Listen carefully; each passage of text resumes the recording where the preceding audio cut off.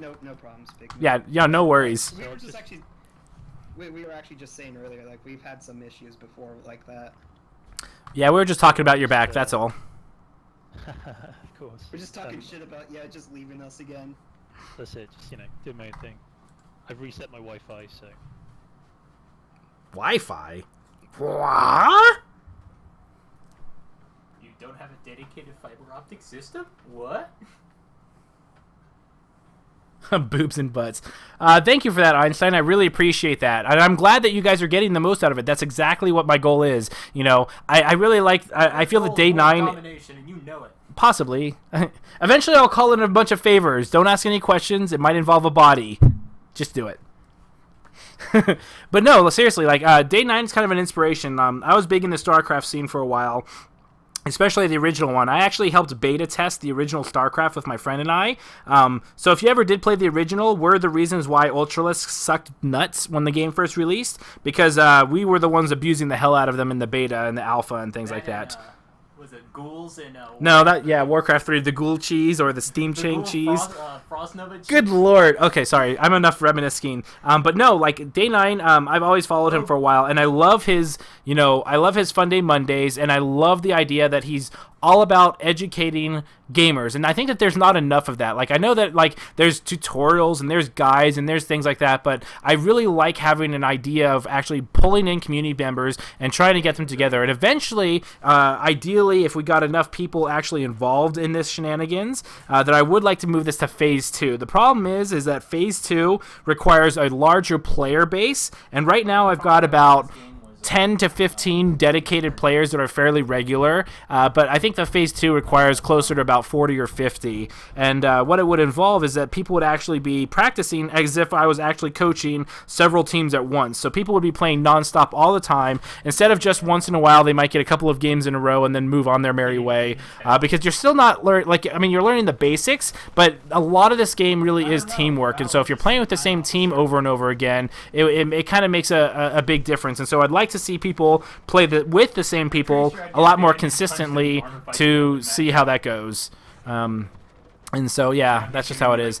So, interesting start. I'm not a big fan of going in this direction. It works out for him because there's 6 food over here, but it's out in the open, so it doesn't help with sneaking.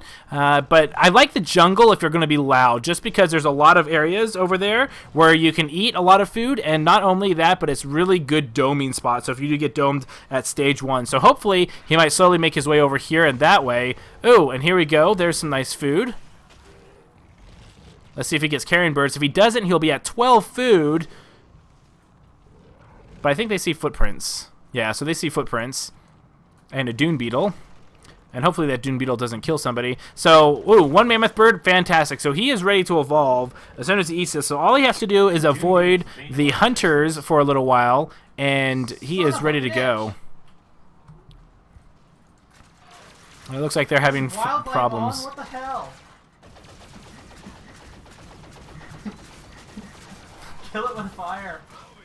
Hey, look, and there's number 2. What the fuck? So this might be a free stage 2 with them. Not that the monster knows what's going on, but this is a great evolve spot. I love this spot. A lot of people don't know about this area. It protects you from Hank's orbitals, although if you bomb above him, I wonder if you actually take damage. It'll be interesting.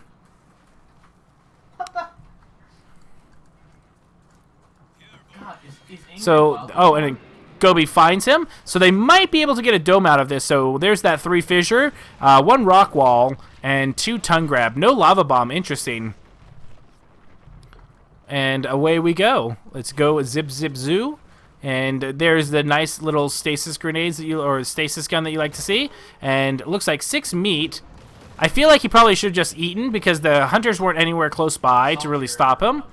But he will be able to get enough armor so that if he does get domed, he'll be in a very good position. So right now, getting domed with 75% armor. Let's go ahead and, ooh, that orbital.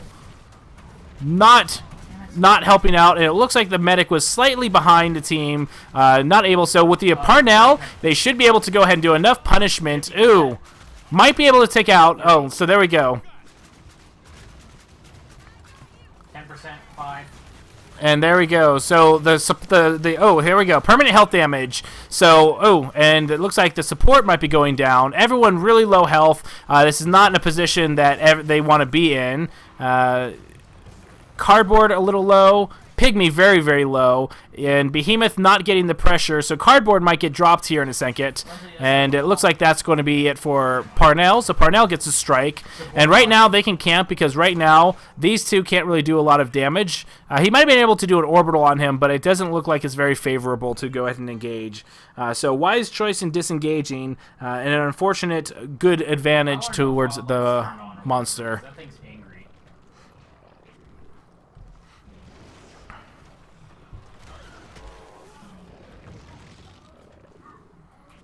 So here we go, eating some more food. So monster ready to evolve to stage 3. No reason not to at this point. You know, like you're in a commanding lead. You're able to do this, and you might be able to evolve, get full armor before the rest of your group even gets here.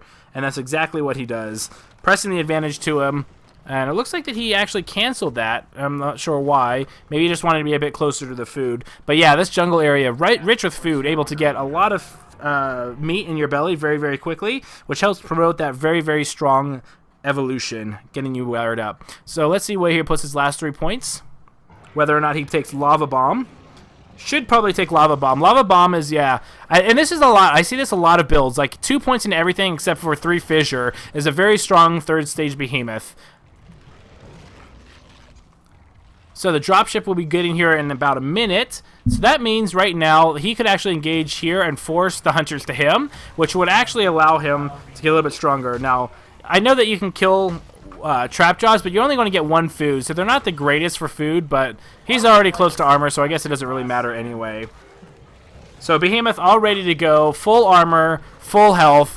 No support or no traps on these guys. The hunters have a lot of work to do. So the strongest thing that the hunters can do, again, is just focus on these kind of 4 areas and just doing everything you possibly can on dodging. So this is kind of similar to a Kraken fight. It's basically all 3 people shoot the monster. If the monster focuses on you, you dodge. So 1 person's dodging and 3 people are shooting, and that's exactly what you want to be doing the entire time.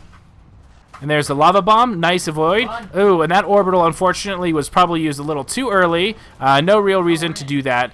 Zalzin kind of stuck behind, but Ubility go ahead. Ooh, and that fissure does get him. That Lava Bomb gets him, but Hank with the shield doing a very, very good job. And Zalzin's going to have to do a lot of work to kind of stay alive now. So really good job with using his jump skill, but it looks like a little too late. Really good aim on that fissure will get him up. So it looks like that the monster's just kind of doing whatever he wants because he's got very little pressure coming from the hunters and so much health to work with that it's really hard to put pressure on a monster that has this much health. So there goes Zalzin, there goes the assault, and without the armor down, the hunters are just going to be eaten very, very slowly and painfully. Not much that they can do in this situation, unfortunately.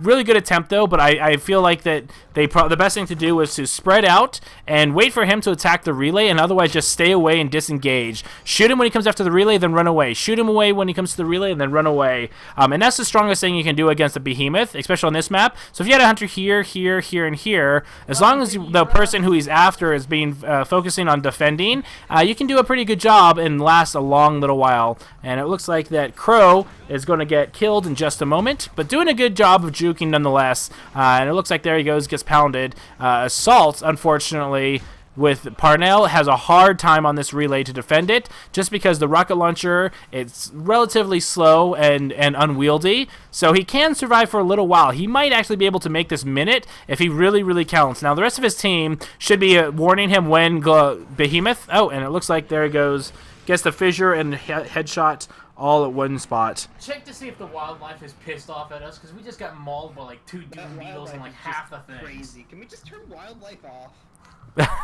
Checking it right now. No, I'm pretty sure it's not on. 2 dune beetles. 2 dune beetles. Yeah, that's just dune beetles for you.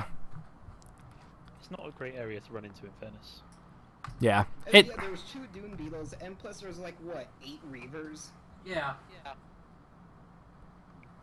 Yeah. Completely screwed over.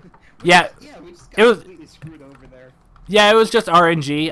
Like, there's no high wildlife, and it's not on hostile or anything like that. So it is what it is, unfortunately. RNG my ass. I did not roll a 1 in D20.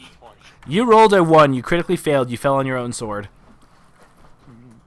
It happens. Samurai style?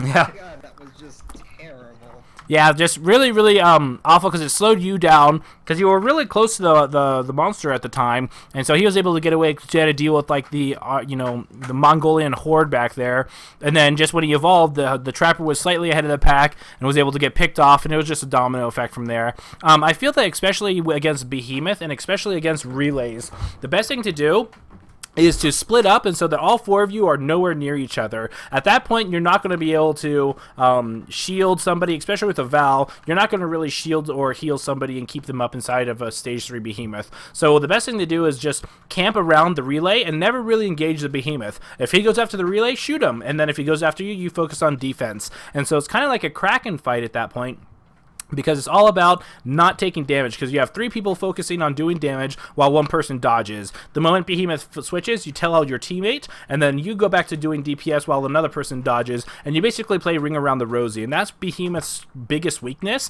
is that he can't change targets, and he can't really fight roaching very well, as long as somebody's doing a really good job of calling out when rock wall's coming up or a tongue grab and things like that. And so I just feel that you were just a little grouped up at the end. But yeah, the animals at the beginning just hated you. So we can try a third time and try on that map, or we can do a different map if you feel like it. I say different map. Okay. See, the computer says there's no wildlife. You say there's no wildlife. But I don't trust any one of you.